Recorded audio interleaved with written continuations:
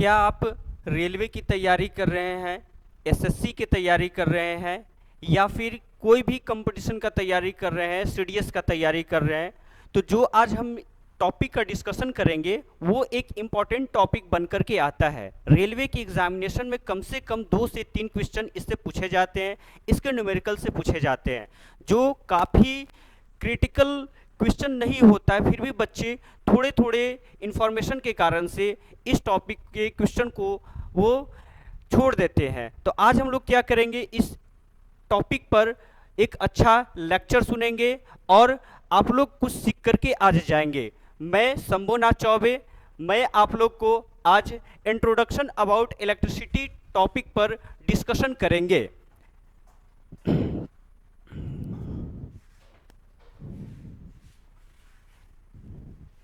आप यहाँ पर देख रहे हैं कि कैसे एक मटेरियल्स के अंदर इलेक्ट्रॉन होता है और कैसे ये रैंडमली किसी भी डायरेक्शन में क्या करता है, मूव कर रहा है। तो आज हम लोग देखेंगे कैसे इलेक्ट्रिसिटी जनरेट होता है या फिर कैसे हम लोग करते हैं कि इलेक्ट्रिसिटी फ्लो होता है किसी भी सर्किट में। तो आज हम लोग क्या करेंगे, डिस्कशन करेंगे। तो सबसे पहले जानते हैं कि एक मटेरियल्स है, तो मटेरियल्स जो बना होता है वो एटम से मिलकर बना होता है। और आप लोग जानते हैं कि एटम जो होता है इलेक्ट्रॉन, प्रोटॉन और न्यूट्रॉन से मिलकर के बना होता है। चलिए एक हम एटम्स के बारे में बात करते हैं। मान चलिए कि ये एक एटम है, तो इसके अंदर आप लोग जानते हैं कि ये न्यूक्लियस होगा, न्यूक्लियस होगा। ये न्यूक्लियस के अंदर क्या होगा, न्यूक्लियस के अंदर जो होता है, न्यूक्लियस के अंदर जो पाया जाता है वो प्रोटॉन और साथ साथ में न्यूट्रॉन पाया जाता है।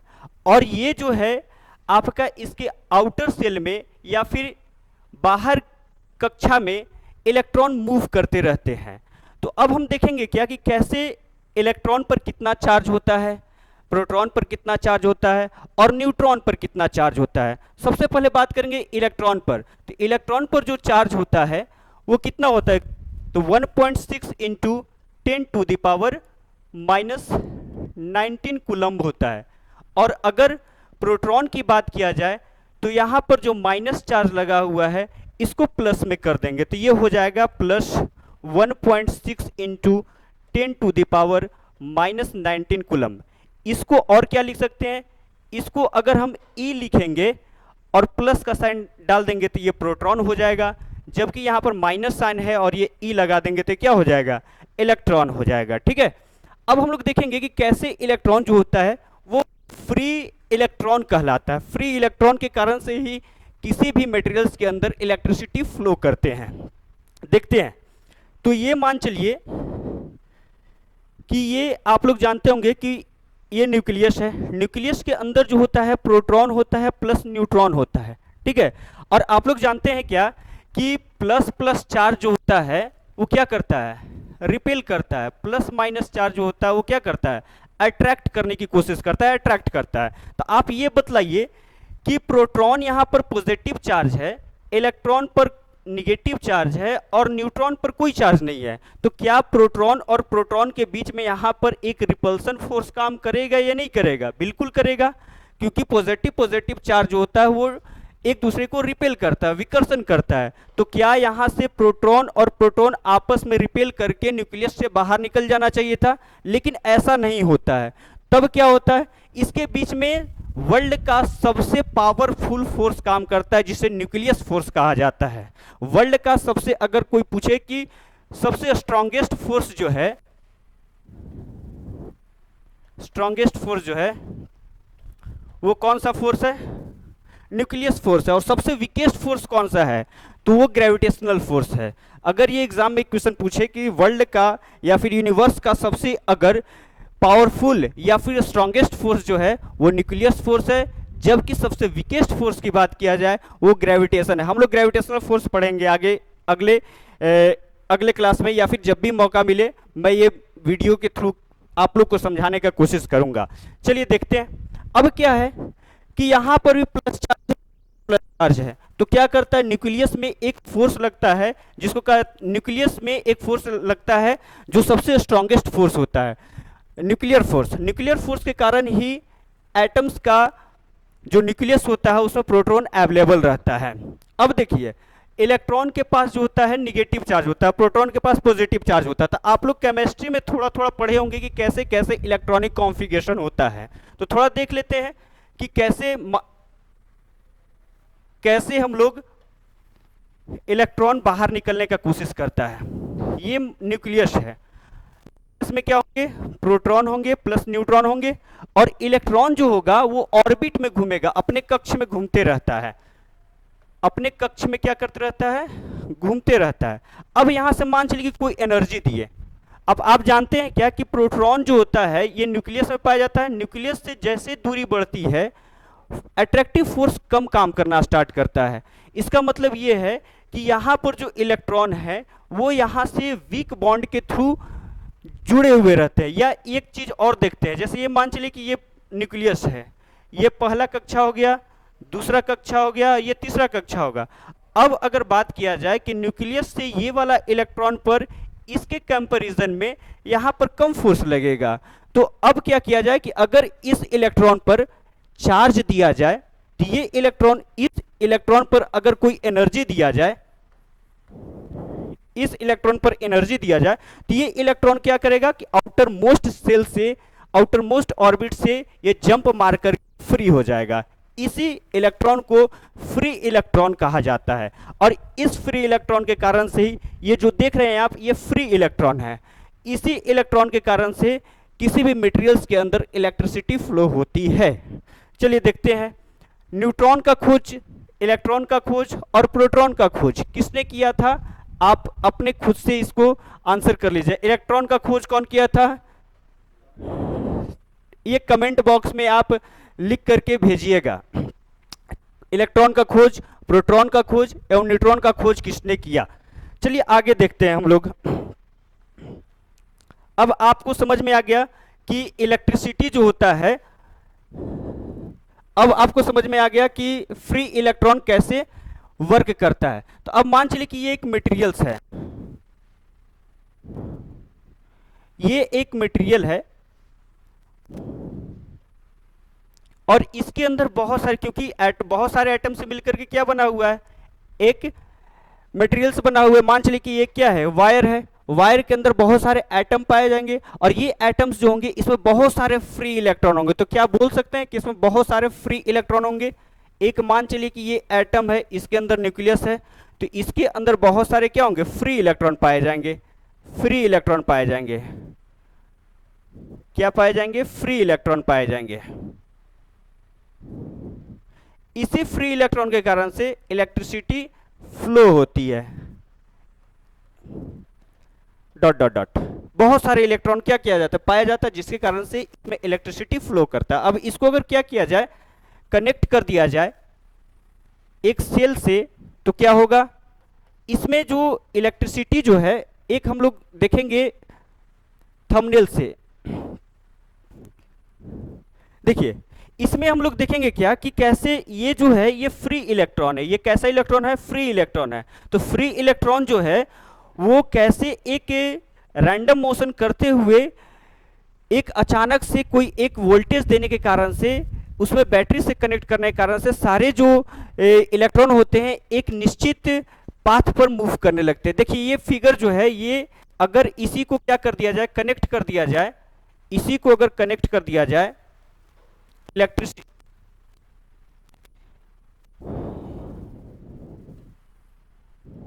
इसी मटेरियल्स को अगर क्या कर दिया जाए, जो अभी रैंडम मोशन कर रहे हैं, वो अगर बैटरी से कनेक्ट कर दिया जाए तो एक सर्टेन डायरेक्शन में अरेंज हो जाएंगे और ये इस तरह से मूव करना स्टार्ट करेंगे।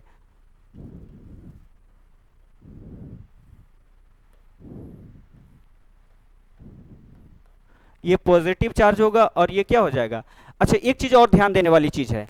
अब मान चलिए कि ये एक पॉजिटिव चार्ज है, ये पॉजिटिव चार्ज है Q, और ये निगेटिव चार्ज है, निगेटिव चार्ज वाला Q है। अब जो ये चार्ज जो होगा किस ओर जाएगा, हायर पोटेंशियल डिफरेंस से लोअर पोटेंशियल डिफरेंस की ओर, ये जानने की कोशिश करेंगे कैसे मूव करेगा। सो मान चलिए कि ये एक चार्ज पार्टिकल है, प्लस चार्ज पार्टिकल है, यहाँ से कोई यहाँ से चार्ज निकला Q, तो आप लोग जानते हैं कि पॉजिटिव चार्ज जो है वो किसके तरफ जाएगा, निगेटिव चार्ज की ओर जाएगा, निगेटिव चार्ज की ओर जाएगा। ये निगेटिव चार्ज वाले बॉडी की तरफ जाएगा, लेकिन यहाँ इलेक्ट्रॉन है कैसा, निगेटिव चार्ज वाला, तो निगेटिव चार्ज वाला किधर जाएगा, पॉजिटिव चार्ज की ओर जाएगा। तो ये डायरेक्शन जो हो जाएगा, ये डायरेक्शन जो हो जाएगा किधर की ओर हो जाएगा, ये डायरेक्शन इधर की ओर हो जाएगा। ये डायरेक्शन जो होगा किस साइड ओर होगा, निगेटिव से पॉजिटिव की ओर होगा, ठीक है। और इलेक्ट्रिसिटी जो फ्लो करता है वो opposite to the direction of flow of electron होता है। मतलब अगर इलेक्ट्रॉन इधर की ओर क्या कर रहा है, चल रहा है, तो इलेक्ट्रिसिटी जो फ्लो होगा वो डायरेक्शन में फ्लो होगा। किधर फ्लो होगा, ऑपोजिट डायरेक्शन में फ्लो होगा। इसी कॉन्सेप्ट को हम लोग आज क्या करेंगे, पढ़ेंगे। तो आप लोग को समझ में आ गया कि फ्री इलेक्ट्रॉन क्या होता है। तो अब आपसे अगर पूछा जाए कि कंडक्टर किसे कहा जाता है, इंसुलेटर किसे कहा जाता है और सेमीकंडक्टर किसे कहा जाता है, तो फ्री इलेक्ट्रॉन के आधार पर आप क्या बतला सकते हैं कि कंडक्टर क्या होता है, इंसुलेटर क्या होता है और आपका सेमीकंडक्टर क्या होता है। तो अब देखते हैं, बोलता है कि वैसा मटेरियल्स जिसमें फ्री इलेक्ट्रॉन मैक्सिमम अमाउंट में पाया जाता है, ज्यादा से ज्यादा फ्री इलेक्ट्रॉन पाए जाते हो, उसको क्या कहेंगे, कंडक्टर कहेंगे। क्या कहेंगे, कंडक्टर कहेंगे। और इंसुलेटर किसे कहेंगे, इंसुलेटर किसे कहेंगे, वैसा मटेरियल्स जिसमें फ्री इलेक्ट्रॉन नहीं के बराबर पाए जाते उसे क्या कहा जाता है, उसे इंसुलेटर कहा जाता है। और जो दोनों के जैसा बिहेव करेगा उसको क्या कहेंगे, सेमीकंडक्टर कहेंगे। या फिर हम अगर बात करें, आप लोग 8 क्लास में गुरुजी पढ़ाए होंगे कि कंडक्टर किसे कहा जाता है, इंसुलेटर किसे कहा जाता है। तो आप लोग बोलते हैं कि वैसा मटेरियल्स जो इलेक्ट्रिसिटी फ्लो करता है उसे कंडक्टर कहते हैं, जिसे इलेक्ट्रिसिटी फ्लो नहीं करता है उसे इंसुलेटर कहते हैं, और जो दोनों का प्रॉपर्टी रहता है उसे सेमीकंडक्टर कहते हैं। लेकिन अगर फ्री इलेक्ट्रॉन के आधार पर बोला जाए कि कंडक्टर किसे कहा जाता है, तो वैसा मटेरियल्स जिसमें फ्री इलेक्ट्रॉन पाए जाते हैं, जिसके कारण से इलेक्ट्रिसिटी फ्लो होने लगता है, उसी को क्या कहा जाता है, कंडक्टर कहा जाता है। और जिसमें फ्री इलेक्ट्रॉन नहीं पाया जाता है उसे क्या कहा जाता है, इंसुलेटर कहा जाता है। और सेमीकंडक्टर किसे कहा जाता है, जो दोनों का प्रॉपर्टी रखता हो। तो अब अगर आपसे पूछा जाए कि एग्जाम्पल क्या होगा कंडक्टर का, इंसुलेटर का, तो कंडक्टर का एग्जाम्पल आप लोग जानते हैं कि सबसे अच्छा कंडक्टर जो होता है वो सिल्वर होता है, चांदी होता है।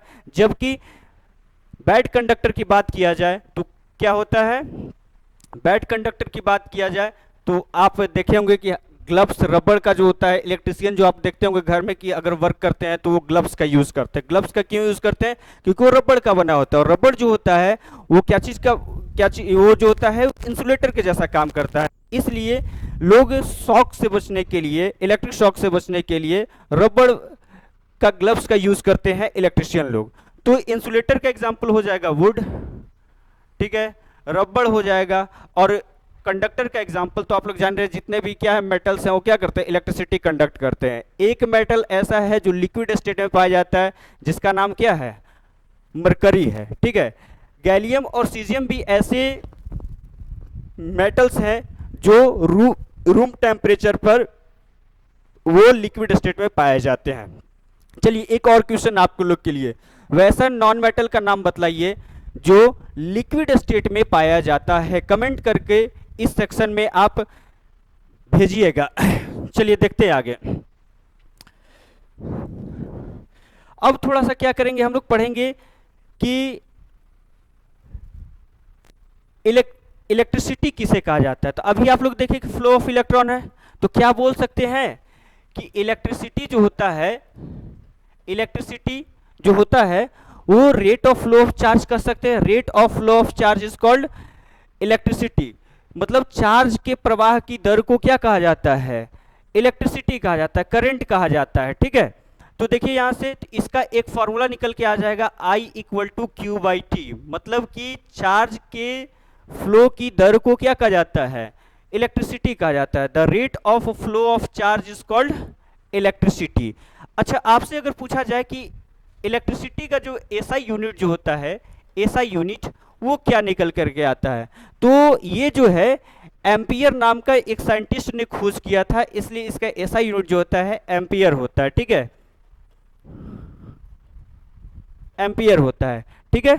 या फिर अगर एक एग्जाम में क्वेश्चन पूछे जाते हैं इसमें कि 1 एम्पियर से आप क्या समझते हैं, एग्जामिनेशन पूछा जाएगा। तो अगर हम मान चलिए कि 1 एम्पियर को अगर डिफाइन करना चाहते हैं, इसको ए से डिनोट किया जाता है, ठीक है, ए से डिनोट किया जाता है।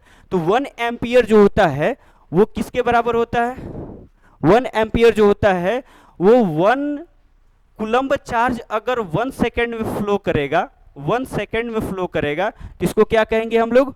1 एम्पियर कहेंगे। देखिए चार्ज का एसआई यूनिट क्या होता है? कूलम्ब होता है। चार्ज का एसआई यूनिट क्या होता है? कूलम्ब। तो क्या कह सकते हैं कि एम्पियर का, एक एम्पियर को हम लोग बोल सकते हैं कूलम्ब बाई क्या?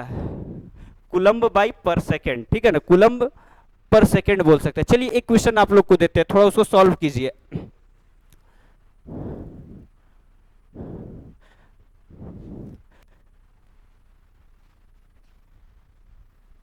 चलिए, what is SI unit of electric current? पहला क्वेश्चन है एम्पियर, दूसरा है कूलम्ब पर सेकेंड, थर्ड वोल्टेज पर सेकेंड, वोल्टेज पर second, four first and second both. इसका आंसर क्या निकल करके आएगा हम लोग देखने का कोशिश करेंगे। तो अभी आप लोग को पढ़ाए हम कि चार्ज का जो इलेक्ट्रिक करंट का जो एसआई यूनिट होता है वो एम्पियर होता है, और एम्पियर को हम लोग क्या लिख सकते हैं? क्या लिख सकते हैं? तो एम्पियर जो था, इलेक्ट्रिक करंट किसे कहा जाता है? I equal to Q by T, rate of flow of charge is called electric current. तो करंट का जो एसआई यूनिट होता है वो कूलम्ब होता है, और इसका एसआई यूनिट जो होता है सेकेंड होता है। तो हम लोग बोल सकते हैं कि एम्पियर जो होता है वो किसके बराबर होता है? कूलम्ब पर सेकेंड के बराबर होता है। इसलिए इसका आंसर जो निकल करके आएगा वो 4 नंबर निकल करके आएगा, यही इसका क्या होगा?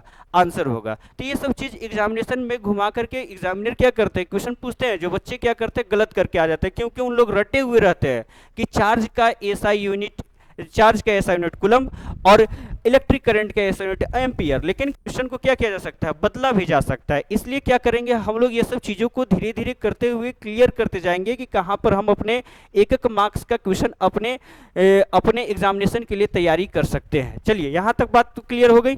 अब आगे हम लोग पढ़ेंगे कि फ्लो, अब हम लोग पढ़ेंगे फ्लो पढ़ेंगे।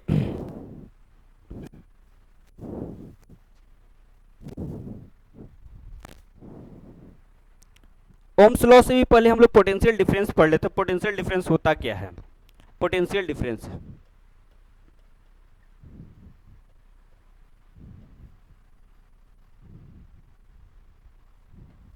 ठीक है, पोटेंशियल डिफरेंस होता क्या है? विद्युत या विभवांतर, विभवांतर इसको कहा जाता है, ठीक है। तो देखते हैं होता क्या है। मान चलिए कि ये क्या है? ये मटेरियल्स है। तो यहां पर जो है यहाँ जो है एक चीज देखना चाहते हैं। मान चलिए कि एक एरिया है और यहाँ पर एक क्या है? चार्ज है। इस चार्ज को अगर हम लोग क्या करते हैं, इस चार्ज को अगर इस एरिया में लाना है तो इसके लिए एक वर्क करना पड़ेगा। इसके लिए क्या करना पड़ेगा? वर्क करना पड़ेगा। यही वर्क जो होता है वो पोटेंशियल डिफरेंस या पोटेंशियल कहलाता है, विभव या विभवांतर कहलाता है। इसका हिंदी होता है विभव या विभवांतर, विभव या विभवांतर। तो क्या होता है सो देखेंगे हम लोग। कोई चार्ज है, चार्ज पार्टिकल को अगर इन्फिनिटी से अगर इलेक्ट्रिक फील्ड में लाना है और इसमें लाने के लिए जितना वर्क किया जाएगा उसी को हम लोग क्या कहेंगे? पोटेंशियल डिफरेंस कहेंगे। मींस कह सकते हैं कि the amount of work done to carry unit positive charge from infinity to the any point of electric field is called potential difference. इसका मतलब क्या है कि अच्छा, इन्फिनिटी कहने का मतलब क्या है? इन्फिनिटी कहने का मतलब कि ये एक इलेक्ट्रिक फील्ड है, इलेक्ट्रिक फील्ड से कहीं भी अगर पॉइंट ले लेंगे तो वो इन्फिनिटी कहलाता है। इसी को क्या कहा जाता है? पोटेंशियल कहा जाता है। और पोटेंशियल डिफरेंस है क्या? ये पोटेंशियल कहलाएगा, ये कहलाएगा पोटेंशियल। क्या कहलाएगा? पोटेंशियल। कि इन्फिनिटी से इलेक्ट्रिक फील्ड में लाने के लिए जो काम किया जाएगा इसी को पोटेंशियल कहा जाएगा, ठीक है। अब पोटेंशियल डिफरेंस का बात किया जाए तो ये क्या है? एक पॉइंट ए है, एक पॉइंट बी है। तो ए पॉइंट पर अगर कोई चार्ज क्यू है, ये चार्ज, और इस चार्ज को अगर बी पॉइंट तक लेकर के जाना है, तो इसमें जो वर्क किया जाएगा इसी को क्या कहा जाएगा, पोटेंशियल डिफरेंस कहा जाएगा। मतलब कि दो पोटेंशियल के बीच के डिफरेंस को क्या कहा जाता है, पोटेंशियल डिफरेंस कहा जाता है। तो अब अगर पूछा जाए कि पोटेंशियल डिफरेंस का जो एसआई यूनिट जो होगा P इक्वल टू, ठीक है, W बाई क्या हो जाएगा, Q हो जाएगा, क्योंकि amount of work done to carry unit positive charge, इसी को क्या कहा जाता है, पोटेंशियल कहा जाता है। तो अगर आपसे पूछा जाए कि पोटेंशियल का जो होता है एसआई यूनिट क्या होगा, तो एसआई यूनिट जो होगा इसका, देखिए वर्क का क्या होता है, जूल, और अभी आप लोग को बतलाए थे कि चार्ज का एसआई यूनिट क्या होता है, कूलम्ब होता है। चार्ज का एसआई यूनिट कूलम्ब, तो इसको लिख सकते हैं जूल पर कूलम्ब लिख सकते हैं। ठीक है, क्या लिख सकते हैं, जूल पर कूलम्ब। या फिर आप लोग सुने होंगे कि पोटेंशियल का जो एसआई यूनिट होता है वो वोल्टेज होता है। क्या होता है, वोल्टेज होता है। वी से इसको डिनोट किया जाता है। कैसे डिनोट किया जाता है, वी से। एसआई यूनिट जो होता है, SI unit of potential difference जो होता है, SI unit of potential, SI unit of potential is, SI unit of potential is V, voltage. ठीक है ना, जैसे आप लोग देखे होंगे कि बैटरी लिखते होंगे 2 वोल्टेज 3 वोल्टेज, ये वोल्टेज, हाँ, पोटेंशियल का एक और नाम है वोल्टेज। ठीक है ना, वोल्ट। ठीक है, और अगर आपसे पूछा जाए कि इलेक्ट्रिक करंट को मेजर करने वाला जो होता है डिवाइसेस का नाम क्या है, वैसा यंत्र जो इलेक्ट्रिक करंट को क्या करता है, मेजर करता है, उसको आमीटर कहा जाता है। क्या कहा जाता है, आमीटर। और वोल्टेज को जो मेजर करता है उसको वोल्ट मीटर कहा जाता है। क्या कहा जाता है, वोल्ट मीटर कहा जाता है। ठीक है, पोटेंशियल डिफरेंस को जो मेजर करता है उसको वोल्ट मीटर कहा जाता है। ये ऑलवेज पैरेलल कॉम्बिनेशन में लगाया जाता है, लेकिन आमीटर को क्या किया जाता है, सीरीज कॉम्बिनेशन। हम लोग पढ़ेंगे आगे कि कैसे आमीटर को, कैसे गैल्वेनोमीटर को आमीटर में कन्वर्ट कर सकते हैं, कैसे गैल्वेनोमीटर को हम लोग क्या कर सकते हैं, वोल्ट मीटर में कन्वर्ट कर सकते हैं। उससे एक ये रेलवे का सीडीएस का फेवरेट क्वेश्चन है कि कैसे गैल्वेनोमीटर को आमीटर में कन्वर्ट करेंगे, कैसे गैल्वेनोमीटर को हम लोग वोल्ट मीटर में कन्वर्ट कर सकते हैं। चलिए आगे देखते हैं हम लोग। यहाँ तक, यहाँ बात समझ में आ गई, यहाँ तक किन्हीं को कोई प्रॉब्लम है, नहीं प्रॉब्लम है, तो अब हम लोग क्या करते हैं, आगे बढ़ने की कोशिश करते हैं कि आगे क्या। अब ओम्स लॉ पढ़ेंगे। ओम्स लॉ क्या होता है, सो देखने का कोशिश करेंगे। Ohm's law,